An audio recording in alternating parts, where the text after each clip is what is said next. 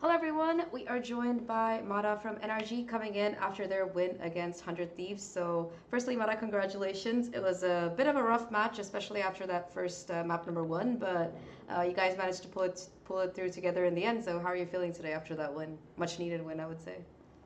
Feeling good. Yeah, definitely a much needed win. Our practice in the last week or so has been a lot better. So going into the match and kind of starting off a little bit slow was a little bit frustrating, especially because we were still making a lot of familiar mistakes that we just keep talking about week after week. But after I'd say a pretty stern discussion after the map, we kind of realized or each person took accountability to the mistakes that they made and just improved upon it throughout the rest of the game. Yeah, I think map number two, and of course that breeze was just stomp fest, so as to speak. So I think especially on map number three, you were playing a different role in particular. We're so used to seeing you on any of the duelists, but for once they put you on the Harbour. So wanted to ask you kind of the reasoning behind that and how you adapt to playing a different role. I said this in my post-game interview, but I've actually been asking Bonkar since the map came out to play Harbour. I've just been begging and begging, but he just didn't hear me out really. And then eventually, I forgot at what point, I think it was after Santiago, he started realizing it. Like, okay, the Harbour is actually very good. And then I said, I was a teammate with Sam for about a year. So I saw all the great things that he does on Harbour, and not many people can replicate what he does. And I felt like I had to be the one to play it, or Ethan. But we have Ethan on KO, so it was me. I think you were doing a pretty good job. You definitely got the Som style coming on for you. But also, I think Harbour in particular, he has a very niche place in the meta. You guys are one of the few teams that try to consistently run him, I would say. So I feel like you also have that experience playing the Harbour already, in the past year. So do you think a lot of that was able to help you today? Yeah, that's exactly what I mean. After watching Sam play Harbour for so long, I feel like I just kind of adapted the style and tried my best to play it as he did. Okay, yeah, I mean, definitely, we saw flavors of that. One more thing I would like to ask you is this is a very neon favorable meta. So how are you feeling about the meta and your thoughts on it? Can I swear? Whatever you like. I think this Neon meta is dog shit, and they have to nerf Neon ASAP. How did you feel about seeing the patch and Waylay nerf, some other nerf? Where's the neon nerf? What were you thinking? Completely disappointed. Just so disappointed that they didn't change Neon. It's just too broken. Yeah, I think it's a big problem. I think a lot of the games that I'm watching, at least, it feels like whichever neon gets more kills, that's the team that's winning it. So do you think there's any counter right now available at all? Because the sentinels are gone, there's not enough utility. Is there anything that can stop neon? You think? Maybe buffing Cypher or other Sentinels in general, and just nerf Neon. I don't understand why Neon is so strong. Also nerf shotguns. I feel like this is long. They need to nerf the shotguns. How do you think as a duelist player yourself, what are some of your ideas to nerf neon? Like, how would you do it? If I was nerfing it, I would make it so that every time you activate your sprint, it starts like a cooldown. So you can't just like sprint and then unsprint, sprint and then unsprint. Like it should be like a 20-second cooldown if you want to sprint again, something like that. Maybe not 20 seconds, but something similar to that, yeah. And remove the sliding accuracy.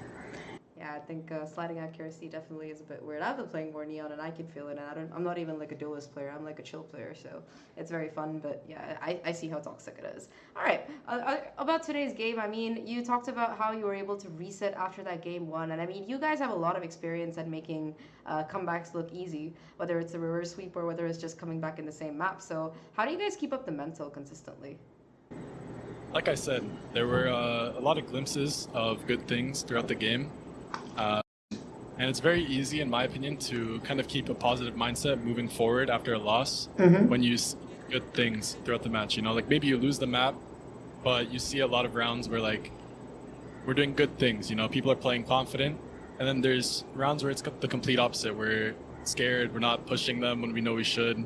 We're not taking the fights that we know we should.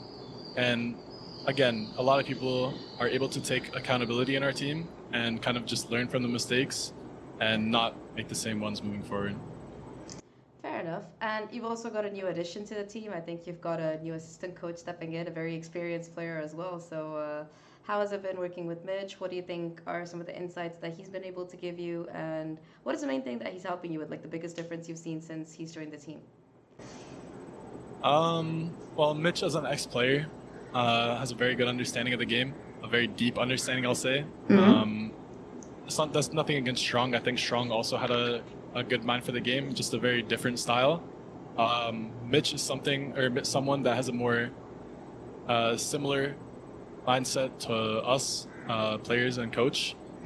So it's very easy to kind of synergize and make ideas. He's very creative.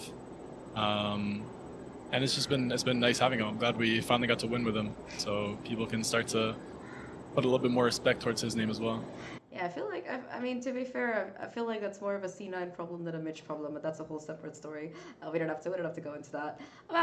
About more questions, like, I mean, Harbour in particular, I think there are a couple of agents, controller agents in particular, that seem to have taken a lot of damage, I suppose, so as to speak, in this patch. And I think that Harbour is definitely one that doesn't get as much love. What do you think about him, Mix, controllers in general?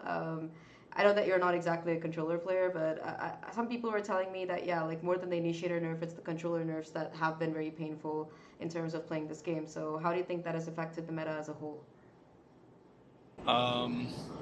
The timers on the smokes, it makes it harder to kind of work around the map and play slow, as some teams are very used to doing. As well as on defense, you have to be very diligent with your smokes. Like, you can't just smoke something off after pressuring and then leave, because you're not going to get many smokes throughout a round. So it's about being very precise with your utility. And I honestly, I'm not a controller, so I can't say for sure, but I don't think it's like a huge blow to the meta, like the smokes change, but I could be completely wrong, honestly. Yeah, I'm the wrong person to ask about it. I was just curious because I always ask coaches and controller players, somebody who has to go through smokes all the time or deal with them. I thought I'd get your point of view. Don't worry, there's no right or wrong answers. Finally, who do you think are the most scary looking teams in Americas right now, as you go towards, and your biggest opponents towards making it to London? I think the strongest teams are definitely Crew right now. It seems like Lev has a lot of momentum as well. I don't think they've been like tested super hard. Actually, that's wrong. Sorry, they played against G2. That's my bad. Lev looks good. Crew looks good. Obviously, us and G2, we're very out of shape right now. Usual suspects. We're slowly climbing back up. Got to throw in MIBR as well. MIBR is a team. Fury is a good team. I think this whole narrative of the big three in Americas has kind of got thrown out the window. I would say the top teams are definitely us, G2, MIBR, Furia, and yeah, I'd say Crew. Honestly, I think Crew is like the one that surprised me the most. They play very well together. Yeah, I think they've been doing really well as well. And finally, I think last question for me before I let you go for the day. I think that one of the things that Kiko mentioned when I got to talk to him last week was about how after Santiago, you guys have been really kind of struggling to find your footing and figure out what's been working. So today, it seemed like a bigger difference, especially on that map 3. You guys had your ducks perfectly lined in a row. So do you think that playing more games or just having more time has given you what you need to kind of sort out the meta? Do you think anyone's figured out the meta at this point? And what do you think is the way forward as a team to be able to make sure you make it to London? I don't believe this game had much to do with a read on the meta. I think our read on the meta has been pretty consistent for the last 2 weeks. I'd say it's more getting momentum as a team. I'd say the biggest things that we've needed to improve on are like chemistry in the game, trusting each other, listening to calls, making the right calls, and just sticking to plans together mostly. So this is definitely a step in the right direction and a confidence builder for sure. 100%. And I know I said that was the last question, but I lied. Last question, I promise. What do you do when you're having a bad game in particular? I know you talked a lot about recovering as a team and talking it out and what's happening right, but for example, last week on Split, it was a pretty difficult game for you, especially in that first half. And if you have a slow start, especially as a duelist, it can be really hard. So how do you kind of deal with that pressure mentally? There is no mental pressure. Even last week when I had probably the worst game I've ever had, I knew that I was doing everything the same as I was in practice, within parentheses, obviously. For the most part, I'd say we were doing similar things to practice. So and it just wasn't working. That's kind of how I looked at it. It's not that I was having a bad game. I was getting shut down. It is true, but I don't think I was doing anything particularly wrong.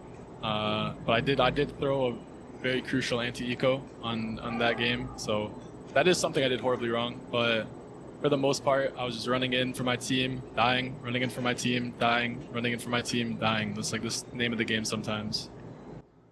Fair enough, yeah. How do you keep from raging, bro? If I died to a judge like that every other round, I would be so mad.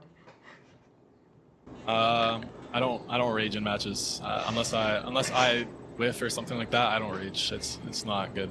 That's a superpower, all right. Anyway, thank you so much, Mada. Good luck for your next couple of games, and I hope you make it to London. Thank you very much.